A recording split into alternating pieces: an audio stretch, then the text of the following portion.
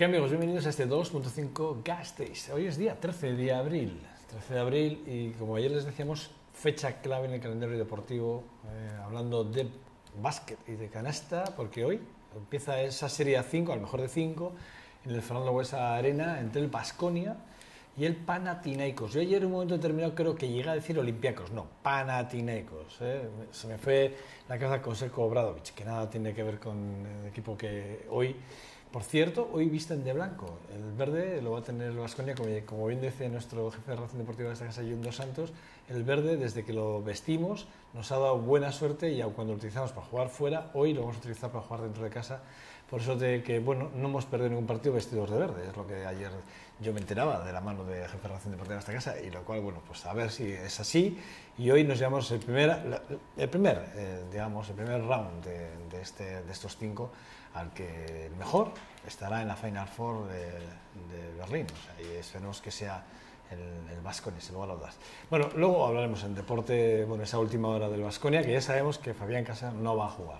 Eso ya lo dijo ayer el propio entrenador, Berasovic, pero bueno, estará en el banquillo, sin lugar a dudas, junto, bueno, pues a Šengėlija, pues en apoyo al equipo, sin lugar a dudas. Bueno, vamos a hablar de una de las asociaciones más importantes en los derechos de las igualdades, en contra de la violencia de género y de muchos otros tipos de géneros, no solo de género como tal, sino en su más extensa expresión, y lo vamos a hacer con José Miguel Fernández Fote, que está con nosotros, lo vamos a presentar enseguida, está con nosotros aquí, que es delegado en Euskadi de la asociación Clara Campoamor. Bueno, vamos a hablar con él en 2 segundos. Deportes, tertulia y recta final. Bueno, nuestra contraportada, pues Iván del Caz, ese apartado de Vitoria hacia el bien común, que dará, bueno, será nuestra contraportada en este día 13 de abril. Egunon, buenos días, ¿qué tal estás? Egunon, buenos y espero que verdes días. Verdes, bueno, buenos y verdes, por lo menos luminosos y exentos de agua. Por lo menos en la cancha verdes. En la cancha, bueno, mira, no había cogido. Sí, bueno, es un día importante para el Baskonia, sin lugar a dudas. Después de muchos años tiene la oportunidad de volver a la Final Four y eso, bueno, hoy en día se paga caro, después de estar en el grupo de la muerte y de que nadie tenía fe en ellos. Espero que sean verdes, espero que les dé suerte el uniforme. Eso espero. Bueno, antes de nada, la verdad es que igual, aprovechando que estás aquí, sí, y siendo el delegado de la asociación más importante, la cuota hombre soy, sí. Tú eres la cuota hombre, es verdad. Sí. La última vez que tú hablamos, tú eres la cuota hombre. Sí, con mucho honor, y la ley les obliga, no pueden ser todas mujeres, entonces estaban obligadas a tener algún hombre en cargos y me tocó a mí, y yo encantado. ¿Y eres el delegado en Vitoria, no, en Euskadi? En Euskadi. En Euskadi. Es una asociación estatal con sede en Bilbao, pero con delegaciones en prácticamente todas las comunidades autónomas. Entonces, en la de Euskadi me tuvieron que nombrar a mí, para que no fuesen todas delegadas. Claro, la cuota hombre. La cuota hombre, efectivamente. Ayer en Benidorm asistimos al asesinato de una nueva víctima, 48 años. Es la número 14 en lo que ya arrancamos, desde que hemos arrancado año, ya son 4 meses, es la 14 víctima de género en nuestro país. Además, dantesco, porque su propia hija, cuando entró en casa, la encontró ya muerta y fue, con 16 años, la que tuvo que llamar a la policía. Pues, sin palabras, yo estoy todavía un poco... Sí, parece increíble, ¿no?, que en el siglo XXI sigamos así, ¿no? Yo creo que esto demuestra que algo está fallando. Algo está fallando. Tenemos mucha legislación muy reciente de lucha contra la violencia de género, tenemos juzgados, tenemos fiscalía, tenemos turnos de abogados especializados, tenemos reformas del Código Penal, pero sin embargo en el siglo XXI siguen asesinando mujeres por el hecho de ser mujeres, y que me parece algo increíble, ¿no? Que no haya igualdad en el tema de género. Y yo creo que hay que darle una vuelta, hay que pensar sobre qué es lo que está fallando, y la base yo creo que es lo que nos falla, ¿no? Que no existe una igualdad de base, que todavía perduran muchos mitos y muchas construcciones sociales que derivan en la desgraciada punta del iceberg, que es efectivamente la pérdida de la vida, ¿no?, como tú bien decías, Joseba. Es duro, Yo te contaba un hecho que yo ayer asistí, te lo contaba fuera de cámaras, pero yo lo quería hacer ahora público porque sí es verdad que era la primera vez en la que me he enfrentado a una situación de violencia de género en la calle. Eso es. Lo viví ayer, mi hija de 14 años lo vio y la verdad es que ella a la noche todavía me preguntaba y bueno, pues yo le dije que eso sucede, que eso pasa, por desgracia pasa en nuestra sociedad. Sí, sí. Pero que, hombre, yo a mi hija lo que le transmití es que se está haciendo todo lo posible para que eso no suceda. Le contaba cosas, ¿no? Bueno, pues, cómo se intenta desde los colegios a los chavales más jóvenes, bueno, pues intentarles disuadir de alguna forma a través de pedagogía, ¿no? Bueno, yo le contaba, ¿no? Intentándole decir que eso no es así, que por desgracia son hechos suceden. Sí. Yo lo viví ayer.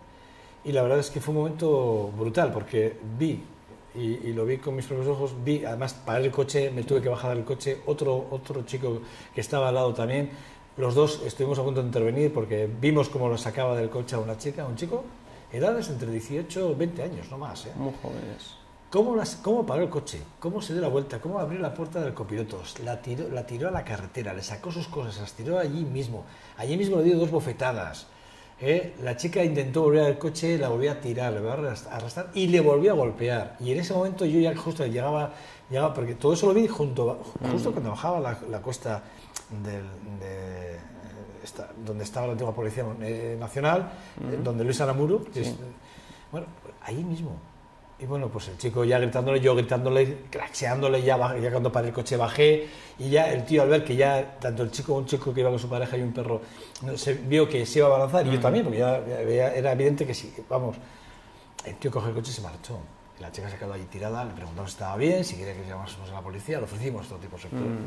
Yo ayer lo vi, y dije yo, ostras, qué fuerte. Sí, además, fíjate en el dato que eran chicos jóvenes, ¿no? Es que sí, muy jóvenes. Yo creo que ha habido una evolución de la desigualdad y del machismo, ¿no?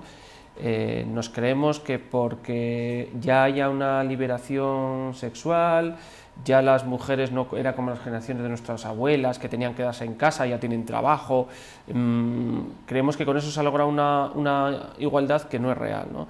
Y precisamente las generaciones jóvenes son las que, por ejemplo, tienen más asumida la violencia, como un hecho natural, la fuerza, el ser más fuerte, ¿no? O roles de que hay que estar siempre estupenda, siempre guapa, no seas nenaza. O sea, yo creo que los mitos han evolucionado y estamos, fíjate lo que me acabas de contar, ¿no? En plena calle Vitoria, de día. Sabiendo que estás en plena calle y llegas a hacer eso, que a la gente que horrorizamos la violencia, que eso nos parece como un acto. Y ellos lo tienen de diario, es decir, en los juegos, en las televisiones, en sus relaciones personales, utilizan la violencia y la desigualdad y el ser más fuerte y el rol de que yo soy el macho y que tú eres la chica guapa. Eso, por desgracia, es lo que nos encontramos y es con lo que tenemos que luchar. Y por eso, bien decíamos al principio que fallaba algo, ¿no? Que está muy bien denunciar y tenemos cada vez más denuncias, pero si no aprendemos que nadie tiene derecho a imponer su voluntad a otra persona por el hecho de ser más fuerte, pues al final no conseguimos nada, ¿no? Fonte, pero yo tengo una duda. Tú hablas de carencias importantes en esto de las desigualdades, sí. Pero me preocupa que con todo el dinero que se ha invertido y se sigue invirtiendo en políticas de igualdad, en políticas de ayuda, pero ¿qué pasa con ese dinero? Si está mal invertido, alguien tendría que tenía que tener algún tipo de responsabilidad. Algo estamos haciendo mal. ¿Quién lo está haciendo mal? ¿Quién lo está haciendo? ¿Por qué lo está haciendo mal? ¿Cuáles son los análisis? ¿Cuáles son los criterios? Porque hay observatorios de toda índole para que este tipo de cosas intentar erradicarlas. Y sin embargo, yo creo, fíjate, buscar responsabilidades es un poco complicado, pero yo creo que responsabilidad, yo voy a decir que es de todas y de todos, ¿no? Y primero los responsables. Tenemos una ley de lucha contra la violencia de género pionera en Europa, buenísima, pero que tiene más títulos que el título que te decía yo antes del Código Penal y de los juzgados, ¿no? Tiene unos títulos sobre derechos laborales, por ejemplo, sobre educación, sobre prevención. Tenemos muchos observatorios, pero yo me pregunto, ¿y la igualdad laboral para cuándo, no? O sea, ¿para cuándo los mismos permisos? ¿Para cuándo exenciones a la antigüedad por maternidad? Es decir, tenemos unos hechos que al final es economía, ¿no? Y creo que hay que invertir de otra manera. Creo que la inversión tiene que ir, para mí la educación fundamental. Es decir, no basta con poner un observatorio, sino que la enseñanza tiene que ser transversalmente igualitaria. Es decir, tenemos que enseñar en derechos humanos desde el día 1. Y esto es un derecho humano, es decir, que yo sea igual a otra persona independientemente de mi sexo, ¿no? Y ahí es donde hay que hacer la inversión. Yo creo que es mucho dinero. Es decir, no basta con hacer un observatorio. A ver, que no pero, sé si no cuantifiquemos, ¿no? Pero sí que es verdad que sin cuantificar sí que es verdad que no ha habido un resultado, que sí lo habrá habido, seguro, que es desde el primer plan de igualdad de oportunidades de la mujer, allí en los años 80 hasta hoy, evidentemente que sí que es verdad que algo habrá cambiado, seguro, y habrá mejorado, pero seguimos viendo, y tú acabas de enumerar un montón, digamos, de puntos que están en el aire. Sí, porque yo digo que hay mucha fachada, es decir, hay mucho plan de igualdad, hay, como decías tú, muchos informes, muchos órganos independientes, pero yo creo que la estructura es la misma. Es decir, podemos hacer pintura, podemos poner algún pladur en algún sitio, pero si yo te cojo ahora el IBEX 35 y los consejos de administración, explícame, por ejemplo. Explícame cuántas mujeres hay en esos consejos de administración. O al mundo judicial, es decir, ahora todo lo que está entrando en las nuevas hornadas de fiscales, de jueces, son 9 mujeres y un hombre, pero si tú subes hacia arriba, subes tribunales para arriba, subes al consejo... El 90% son hombres. Claro, es al revés. Entonces, la estructura es la misma. La estructura que estamos generando, incluso los medios de comunicación, con la importancia actual de los medios de comunicación, tú coges la programación y en cuanto a igualdad, el 80% es abominable. Es decir, los mitos que estamos transmitiendo desde los medios de educación con unos programas, vamos, que son como, yo para echar la persiana, pues evidentemente no conseguimos que la juventud piense en igualdad o piense en que somos seres humanos, sino que somos meros objetos que tenemos que competir y como yo soy más fuerte, pues me voy a imponer, ¿no?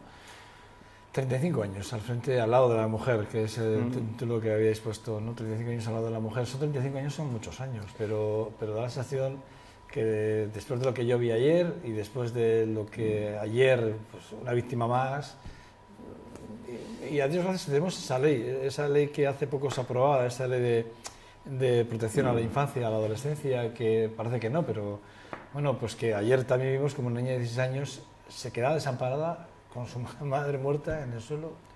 Sí, se ha avanzado muchísimo, ¿eh? O sea, desde como comentábamos antes, ¿no? Desde que la asociación no podía legalizarse, o sea, imagínate en democracia en los años 80 y todavía no podía legalizarse una asociación, le ponían pegas por lo típico, ¿no? Es que como mujeres y qué pasa con los hombres, etcétera, ¿no? Se ha avanzado mucho, mucho, mucho. Y yo siempre pongo el mismo ejemplo, ¿no? Que es que cuando el poder se ve movido, cuando la hegemonía te la mueven, pues tienes que volver a sacar los tanques. Yo creo que en los años 70, 80, 90 se avanzó muchísimo en igualdad y eso movió unos pies y los pies no quisieron moverse y yo creo que ha habido como una especie de involución en el poder del machismo que ha generado nuevos campos de batalla. He dicho, no, hombre, ya no puedo imponerme como me imponía en los 70 o en los 80 diciendo que la mujer tenía que estar en casa, que a ver qué era eso, pero sí que lo hago de otra manera, diciendo, por ejemplo, y pongo un ejemplo, en el tema de la guardia y custodia compartida, que no es que la asociación esté en contra de la guardia y custodia compartida, sino que está a favor del interés del menor, es decir, puede ser la madre, puede ser el padre, pueden ser los dos o puede ser la Diputación Foral de Álava, pero lo que no se puede hacer es, bajo una mentira, un mito, de que los dos tenemos el mismo derecho, pues que se tenga que imponer una forma de igualdad y custodia compartida sin tener en cuenta el interés del menor. Son campos en los que se han abierto nuevas brechas en una supuesta igualdad, en los cuales yo creo que lo que está haciendo es intentando ganar espacio a esa igualdad que se había conseguido durante una larga lucha, como bien has dicho tú, desde los 80. Fíjate tú, Blanca Estrella, la presidenta, que este año dice que se va a jubilar, dice que este año ya definitivamente, por desgracia, que está cansada, que bueno, sí, pero sí que es verdad que ella tuvo, y lo decíamos fuera de cámaras también, y si no te importa lo voy a decir, sí que decíamos, ¿no?, que tuvo que bregar no solo con una joven constitución, una democracia muy joven, sino que además tuvo que bregar con ser feminista, además, y pelear por los derechos en un momento muy complicado. Sí, por eso he dicho que hemos avanzado. Cuando Blanca empezó en los 80, es que no existía el divorcio en sí, y si te divorciabas te denunciaban. Y de hecho, tuvo que ir con más de una mujer a comisaría porque se querían divorciar y les habían denunciado por abandono del hogar. Y la verdad es que en ese sentido te digo que hemos avanzado mucho, y hay que decirlo, O sea, no somos pesimistas, sino todo lo contrario, creemos que se ha avanzado muchísimo en la igualdad, tanto en plano histórico como comparativo, ¿no?, comparándonos con hoy en día en otros sitios. Pero también denunciamos que hay mucho camino y que, por desgracia, las estructuras se mantienen en la gran medida como estaban, ¿no? Entonces, tuvo que luchar muchísimo, como te digo, incluso para divorciarse. Recuerdo que también tuvo que a denuncias incluso por vestimenta, me comentaba Blanca, ¿no?, que tenía problemas con trabajadoras que iban con faldas a trabajar y que les echaban del trabajo, y impugnar el despido. Fíjate, eso en los 80, hace 20 30 años.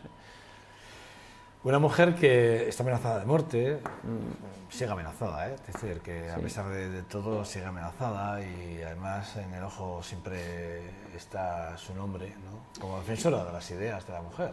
Sí, la asociación, una de los trabajos que hacemos es como acusación popular en asuntos graves, ¿no? Entonces, gracias a esa actuación, hay muchos asesinos que están en prisión y que públicamente han dicho que ha sido la asociación la culpable, según su visión del mundo, en estar en prisión, y directamente, efectivamente, tienen a Blanca, por desgracia, en el punto de mira. Entonces, ella no le ha importado nunca, la verdad. Ella lo asume como parte de su trabajo, y la asociación sigue y seguimos en esa línea, ¿no?, porque creemos que también el hecho de que se sepa, y es un avance que hemos hecho, ¿no?, que se sepa que la reprobación jurídica va a ser la máxima que pueda tener un Estado de Derecho, es importante. Y vuelvo a lo que te pasó ayer, que yo siempre pongo el mismo ejemplo.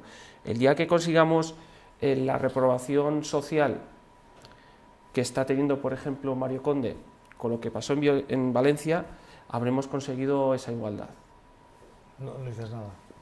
Pero fíjate el ejemplo, ¿no? Sí, lo que sí, te pasó ayer, es... y lo que va a ocupar eso, y lo que un señor ha hecho, y lo que está ocupando, ¿no? No, está claro que es más importante Mario Conde que el asesinato. Es más importante Panamá que las 14 mujeres asesinadas. Está claro, eso está claro, eso está claro.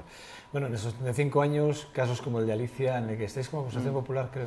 Sí, efectivamente, también en Alicia estamos con la asociación popular. En el caso que como vio a Vitoria, realmente los pilares de la ciudad, porque realmente nunca habíamos asistido en esta ciudad a un asunto como el de Alicia, ¿no? Esta niña que fue asesinada, ¿no?, lanzada por la ventana de forma cruel, ¿no? Sí, ahí la asociación quiere personarse y quiere que se trate este asunto, porque muchas veces buscamos decir, es una persona que en un momento dado se le va a la cabeza, ¿no?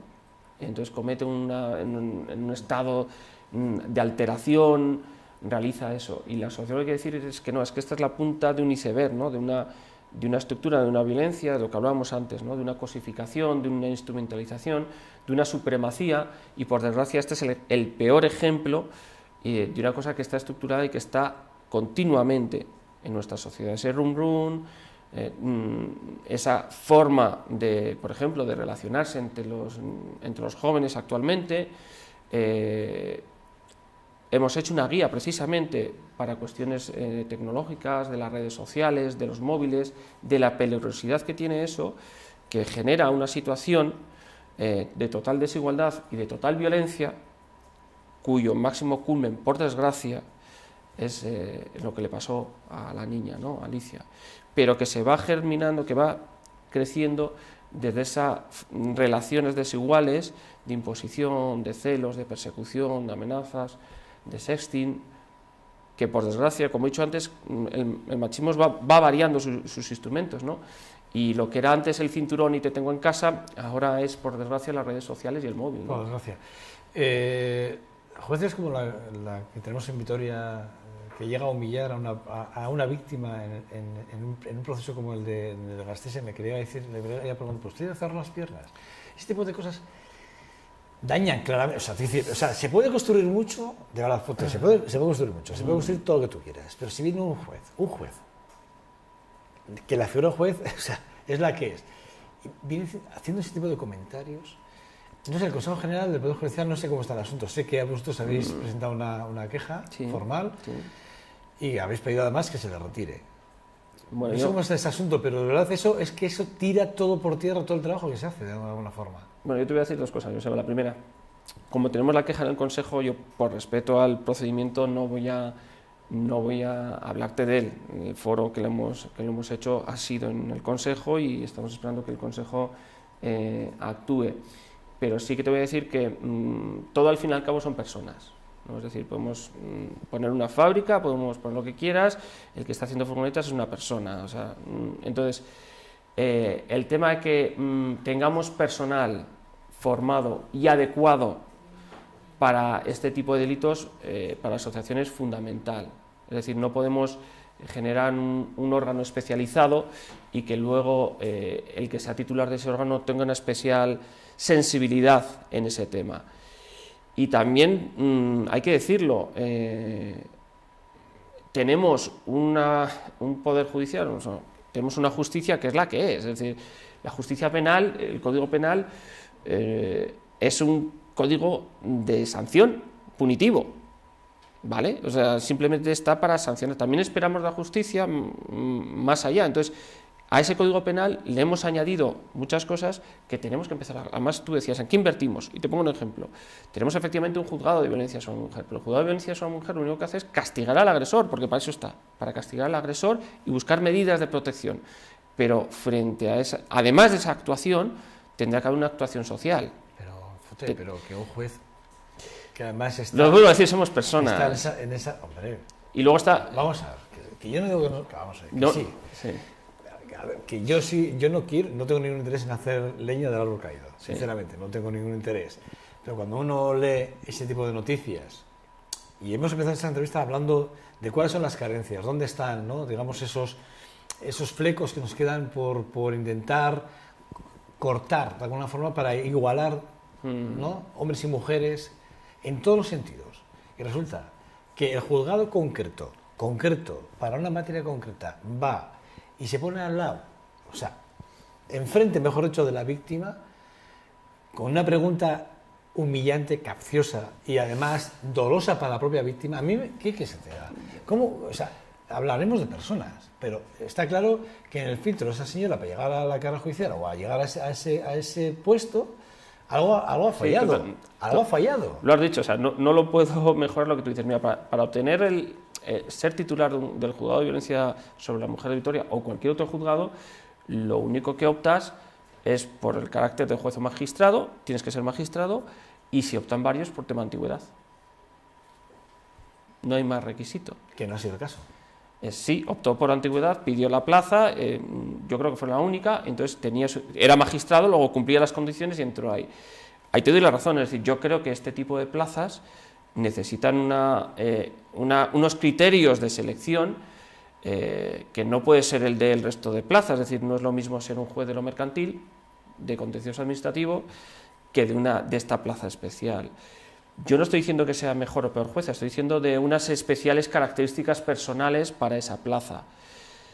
Sí que haya fallado el sistema, y yo creo que ha fallado, igual que para todo, y en mi casa también lo tengo que decir, es decir, también los abogados o abogadas que estén en el turno de asistencia a violencia de la mujer, yo creo que también tiene que tener una especialización especial, y creo que eso, en este caso, no se ha dado, y que sí que se debería corregir el acceso a este tipo de órganos tan especializados, y corregir también, como he dicho antes, que no solamente es culpa, y aquí tenemos que hacer todos, no solamente hombre, es culpa a ver. del Consejo General del Poder Judicial, sino creo también de todo el sistema judicial. No, es decir, está claro. hay que corregirse, además hablamos, y de este tema lo que está saliendo, que es muy bonito, es el tema de la revictimización. Es decir, vamos a lo importante, que no es su señoría, sino lo importante es la víctima. Es esa mujer que estaba denunciando. Eso es lo importante de este asunto y donde nosotras queremos centrarnos. Es decir, tenemos un sistema donde esa mujer probablemente haya contado eso hasta 5 o 6 ocasiones, es decir, contando cuestiones íntimas que te hacen mucho dolor, pues a la policía, al abogado, al servicio de asistencia a la víctima, a la psicóloga, a la jueza. Y llega al juicio. Y encima le dicen eso. Entonces, yo creo que eso merece una reflexión para decir, oye, ¿cómo podemos mejorar el sistema? Que este sistema está hecho, perdona, pero yo qué sé, es justicia. Vale, pues para el tío que se mete en un centro comercial y roba. Es que es lo mismo, pues no es lo mismo. Entonces tendremos, pues es que desgraciadamente es el mismo para hacer justicia, es el mismo código penal, pues desgraciadamente tendremos que adecuarlo a eso. Pero tenemos una sala concreta que juzga ese tipo de hechos. No me tires de la lengua. No, claro, es que es verdad. Y luego te voy a decir otra cosa. A mí, quiero decir, estamos hablando de que esta mujer ha tenido la oportunidad en su vida de llegar a un juicio, pero la de ayer, después de varias denuncias, no ha llegado, ¿eh? Sí, me hablabas de la sala. Te voy a poner otro ejemplo. El juzgado de violencia sobre la mujer está en la planta donde están todos los juzgados de instrucción, es decir, todos los juzgados de penal. Está al fondo de un pasillo muy estrecho. Conozco. Lo conoces, ¿verdad? Donde en ese pasillo están esperando todos los investigados, todos los kinkis, todos ahí, y ahí entra la mujer en un mundo y se tiene que sentar ahí, esperar muchísimas horas. Está el agresor, el denunciado, está a escasos metros, y tú me decías inversión, y digo, mira, pues te pongo un ejemplo, habrá que invertir para que eso no sea así, ¿no? Pues bueno, a mí me parece... Bueno, el registro de delincuentes sexuales, algo que lleváis peleando desde el año 91 ahí, ¿cómo está el asunto? Pues hemos avanzado muchísimo en ese registro y de hecho se acaba de aprobar. Nos parecía una cuestión básica que además existe en otros países y es fundamental, que era la cuestión de que muchas veces, por desgracia y por cómo estaba el sistema, las agresiones sexuales, excepto los antecedentes penales, no había una coordinación para este tipo de delitos, ¿no? Y son delitos además reiterativos. Lo demuestran las estadísticas. Sí, claro. Lo demuestran las estadísticas. Por lo tanto, era necesario tener ese registro para que desde todas las investigaciones, de todas las denuncias, se pueda tener la información de esa persona, ¿no? Que ha derivado también en que todo el personal que trabajemos con niños y con niñas tengamos también la información pública de si tenemos o no ese tipo de antecedentes. Eso existe en muchos países desde hace mucho tiempo. Pero ¿no tengo la sensación de que hemos tenido que asistir a muchas denuncias, como el Colegio Marista, como tal, o sea, a muchas denuncias de abusos sexuales a menores, para que al final a la asociación Clara Campoamor se le escuche, porque desde el 91 estáis dando la tabarra con hacer ese registro? Resulta que hemos tenido que asistir a estos 2 últimos años a un montón de denuncias de abusos sexuales a menores, para que realmente los políticos, porque que no se nos olvide, que el Senado y el Congreso son los que al final se dé cuenta de que vamos a tener en cuenta un poco un borrador que tenemos por aquí en un cajón, que ha sido así, ¿eh? Sí, me acuerdo que ha sido así. Te voy a decir lo de antes. Cuando se publican las listas de los grandes morosos a Hacienda, nadie se lleva las manos a la cabeza. Nadie, aparecen listas de Panamá y todo el mundo. Pobres, ¿cómo vamos a declarar? Sin embargo, cuando la asociación desde el 91 lleva exigiendo que todas aquellas personas con condena, sentencia firme, es decir, no estamos hablando de presunción de inocencia, tienen una condena por haber tenido un delito de agresión sexual, que sean públicas esos listados para que la sociedad pueda saber, que, igual que puede saber quién tiene dinero en Panamá, pues la ley de protección de datos personales se nos echaba encima y decíamos, no puede ser que sea más importante saber quién ha robado que sea más importante saber quién ha violado. Pero es el doble rasero, ¿no? Entonces no se le daba la importancia que tenía, ¿no? Entonces, y vuelvo a decir que esto no es nuevo, que es que la asociación es la pionera en el mundo, sino que aquí ese tema, los temas, por lo que decíamos antes, ¿no? Venimos de una idiosincrasia, entonces esos temas que eran la intimidad, que eran además, no, pero yo nada, dice, hombre, perdone usted, pero claro que es interesante saber. Incluso yo te voy a poner un ejemplo, tú ves en las películas americanas que los tienen localizados. Estamos hablando del, en teoría, Bueno, país más democrático del mundo. yo te iba a decir ahora, Y los tienen localizados. yo te voy a decir ahora que es curioso que el registro se ponga en funcionamiento y se ponga encima de la mesa casi un centenar de nombres. Claro.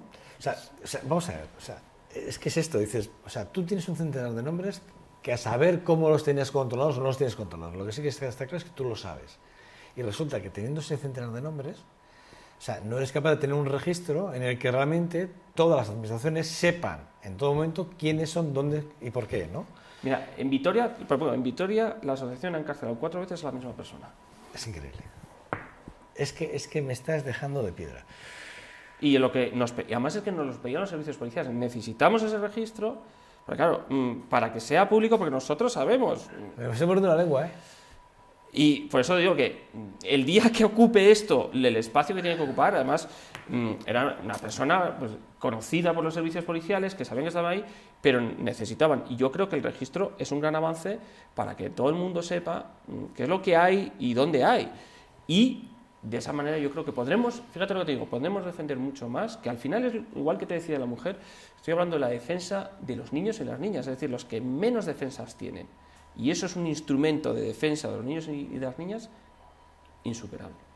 Utilizamos, el ser humano utiliza a los niños como elementos de cambios y de chantaje en una ruptura y muy a menudo, como la niña de ayer de 16 años, ¿quién no habrá visto o vivido y ayer ya como colofón ver a su madre muerta, ¿no? O sea, es que es tremendo. Bueno, no tengo más tiempo, pero hay una pregunta que no la voy a dejar pasar porque es noticia ayer en las redes sociales aquí a nivel de Álava y de Vitoria se movió mucho el tema del sindicato Steilas que ha solicitado, ayer solicitó al Ayuntamiento de Vitoria-Gasteiz que anule de forma inmediata todo tipo de colaboración con la asociación Celedonios de Oro por su carácter marcadamente machista, porque dicen que en 53 ediciones, en 53 ediciones solo ha habido 3 mujeres a las que se le ha dado el celedón y compartido, ¿no? Y que para el próximo día 19 dicen que se hará la entrega de los nuevos títulos de los socios y a 15 vitorianos que entre ellos no hay ninguna mujer.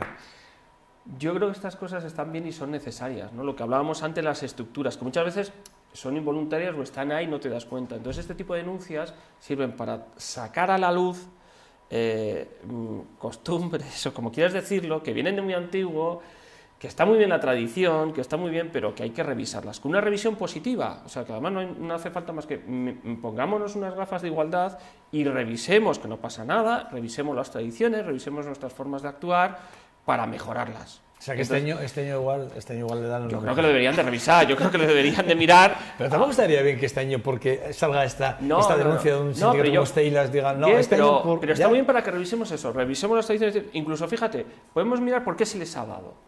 Es decir, igual es importante los motivos y veremos... Bueno, está claro, la y veremos... Celedón de Oro, desde hace ya unos años atrás, se está llevando al debate simplemente por cómo se han concedido ciertos celedones de oro y con cuáles han sido los motivos, ¿no? Eso es verdad que es un debate que está ahí en la sociedad y cómo está dirigido de alguna forma, eso es verdad, es un debate que... ¿Y por qué no hay mujeres? Sería interesante.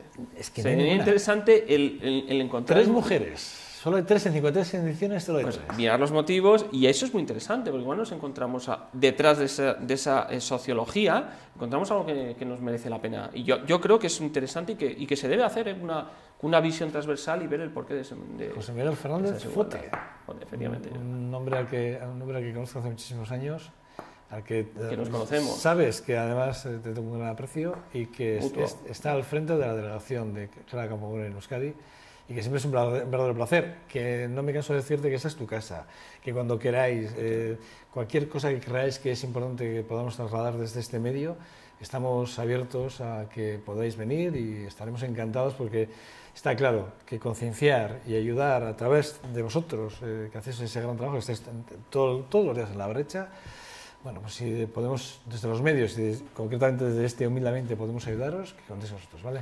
Un placer para nosotras y te agradecemos muchísimo esta oportunidad. Muchas gracias. Un lujo contar contigo, amigo mío. Lo mismo digo, un lujazo para nosotras también. Cuídate. Lo mismo. Eso.